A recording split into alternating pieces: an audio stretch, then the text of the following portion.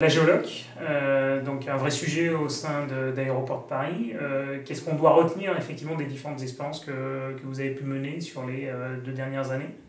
On a capitalisé sur tout un back-office en fait, qui s'appelle FPOI chez nous et depuis toujours en fait, on gère tout ce qui est cartographie avec un SIG, etc.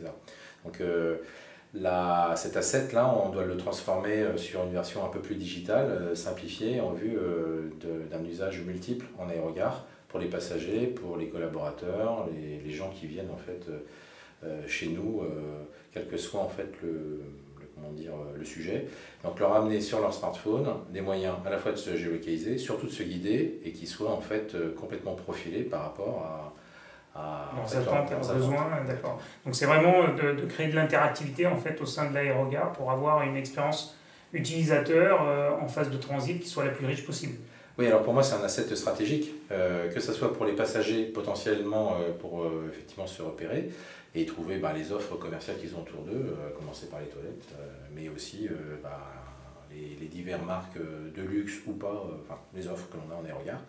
Mais pour l'ensemble, et les collaborateurs voilà, aussi. ça c'est très important, c'est qu'effectivement les collaborateurs, les sous-traitants, nos partenaires, compagnies aériennes entre autres, pour eux la géolocalisation, pour leur process, c'est fondamental. Et donc en tant que gestionnaire d'infrastructure, quelque part de process, on doit amener, à mon sens, cet asset-là et le gérer au mieux tout en garantissant les problèmes de CNIL, c'est pas des problèmes d'ailleurs, c'est même des opportunités, pour en fait respecter tout ce qui est vie privée, le droit du travail, etc., etc. Donc les aéroports de Paris sont des aéroports ultra connectés? Alors les aéroports de Paris sont déjà ultra connectés et là en fait on va partir encore un petit peu plus loin dans le côté digital. Autre point important, moi j'appartiens à la DSI et on se positionne aussi en tiers de confiance sur les assets que l'on met en place.